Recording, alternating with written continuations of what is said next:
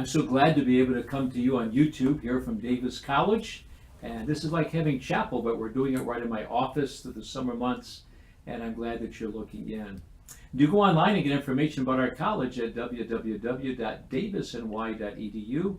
That's www.davisny.edu, and get information here about Davis College. We are looking forward to having wonderful enrollment in the fall. And maybe you're looking in and you'd like to come to our college this fall as a student. That would be awesome. We'd love to have you here. Also, we have our classes online, and all but one of our concentrations is now online. And then, of course, we are really delighted that we have teaching sites. And if you go to www.davisny.edu, you can get all the information that you need to have concerning this wonderful place called Davis College. We were formerly called Practical Bible Training School. Many of you remember us like that. Also, we were at one time called Practical Bible College, and now we're Davis College, a college of Bible and Ministry, located here in the greater Binghamton, New York area. One of the things I've had the privilege of doing for years is taking trips to Israel, and I so enjoy going to the land of Israel. And there's a story I want to tell you about in Israel that's kind of fascinating and kind of interesting. It's a story of the potter and the clay. And actually, I had a guide explain to me one time the in-depth thought of what it means to have this concept in Israel. I remember when I first went to Israel, my wife and I were going through the old city of Jerusalem on a day off. Now, when we go to Israel today, there are no days off because we're so busy, but we had a day off and we were having a good time in the city. And I was going through a shop that was there, and the group that I was with kind of got ahead of me.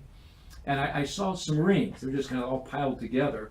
And the way you do shopping in Jerusalem is that you actually barter. You talk to people about the price that they're offering you. And it's kind of exciting because if they offer you something, say for $20, and you offer them $5, and they kind of get angry and they walk away. The fact is that you may find them coming back and saying, well, how about, and they give you another price, and you keep going back and forth and back and forth. Well, one day I was there, as I said, and our group was there, and I was looking through these rings, and I saw a ring I thought that was really fascinating, and if I remember correctly, it was about $20. And so I began to barter with the merchant there, and finally I got the ring. I bought it for $10. Now, when you buy a ring like that, you get whatever you pay for. It may be a valuable ring, it may have no value at all, but the fact is, whatever you pay for, you don't bring it back and say, I really don't want it. So I paid the $10, took the ring, and I went up and found my group that was going along, and my wife was there, and I said, honey, look at the ring I just got. And she looked at it, and she had this kind of frown on her face, and I thought, well, maybe she doesn't really like the ring that much. And I said to her, well, what do you think of the ring? She said, well, where's the stone? And what had happened was the stone already fell out of that ring. And because really that ring was basically worthless. And so I got a ring there with no stone in it. And that's the way you often shop in the old city of Jerusalem. Whatever you get is what you paid for. And sometimes you get something really good, but sometimes like that time, the stone fell out. There's no way to find the stone. Now in Israel, there's somebody who is there that is called the potter. And the potter is someone that is a specialist. He is a professional. And my guide told me that what they would often do, they would go into certain areas and they would look for clay. And when they would find the clay that kind of was fashioned and molded to their hands, they would take it and they would take it back to their place and they would begin to work on it. One such place where they go to is the place that is called Gehenna, or the Valley of Hinnom. Now you remember Jesus used that image, he used that illustration when he talked about hell one day.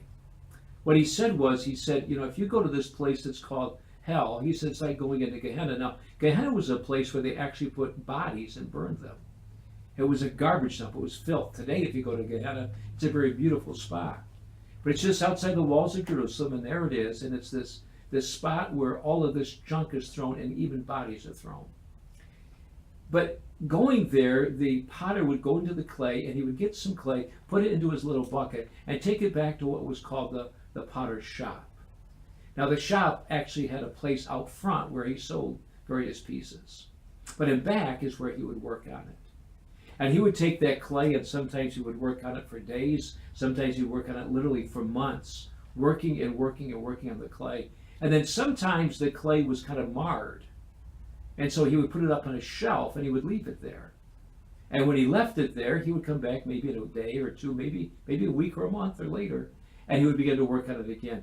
But when he finally was finished with that piece of clay, he would harden it and he would smooth it off.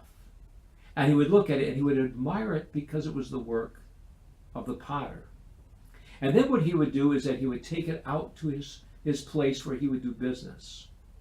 And if you wanted to buy that piece that was there, let's say it said on it, for example, $49.99. You don't pay $49.98. You pay $49.99. You pay exactly what it is. That's the price. The reason, the difference, it is the work of the potter. It's the work of the expert. Now Jesus in Jeremiah 18 used that as an illustration talking about the nation of Israel. And he talked about the fact that the nation of Israel had gotten away from God and wandered away from God. And he talked about the importance of them coming back to God.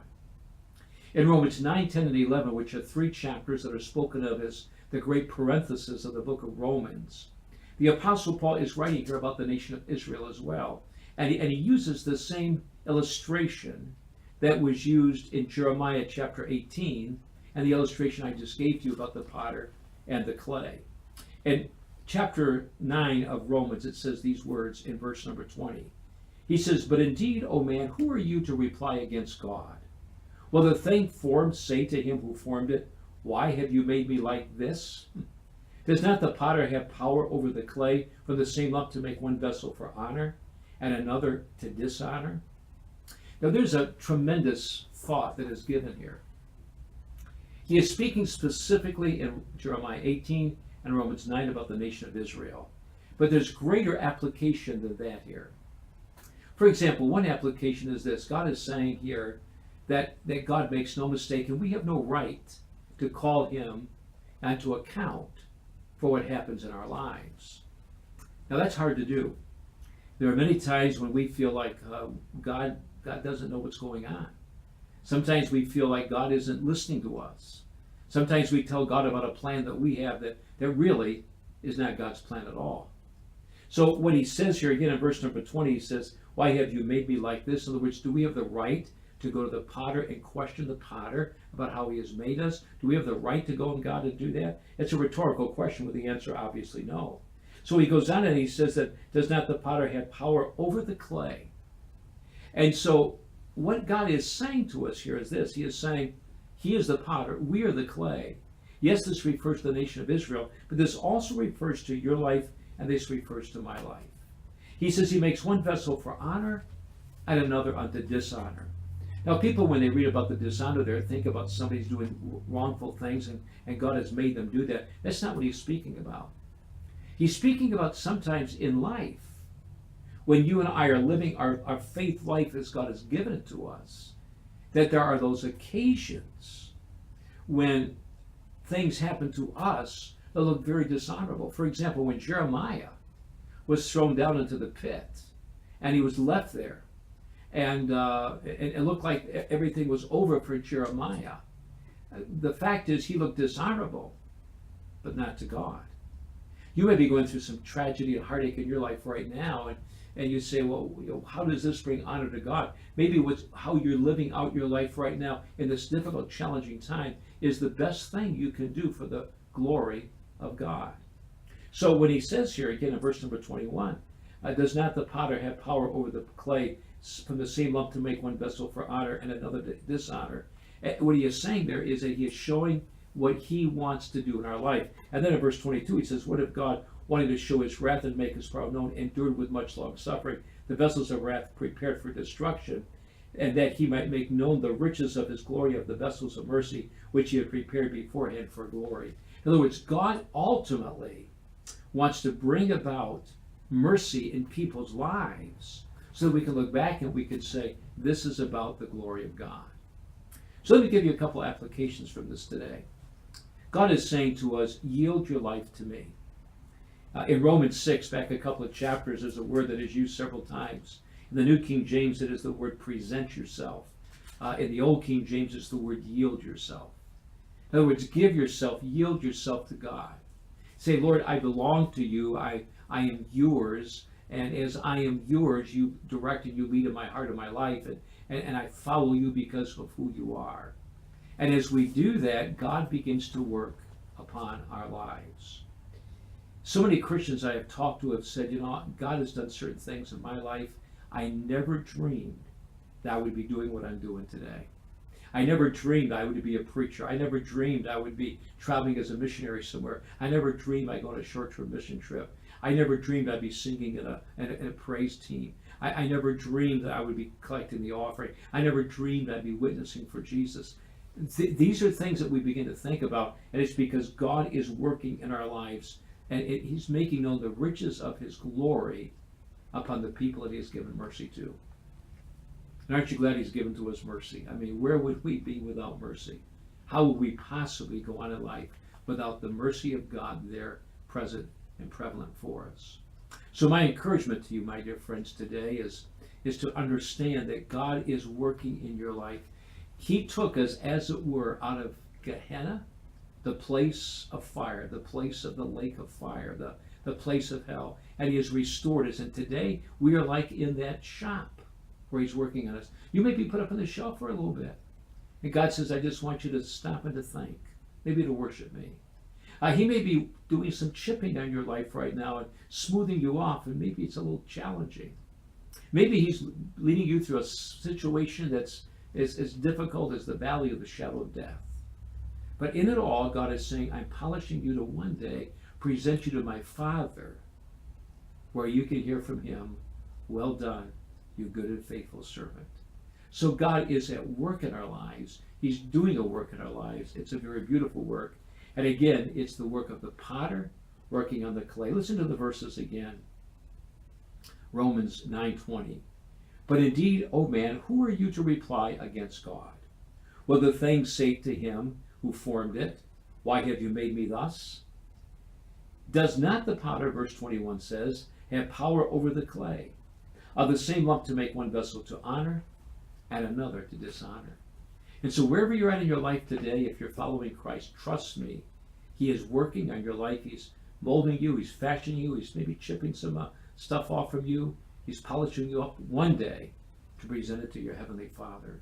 And so when we think of that, it makes this life a very beautiful life that we have briefly on the earth until one day we are in the presence of God in heaven. Thank you for listening in today to the YouTube channel of Chapel Talks here from Davis College. I trust you have a wonderful, wonderful day. And do follow us at Davis College at davisny.edu. God bless you. This is Dean Pedrone, president of the college, chatting with you today.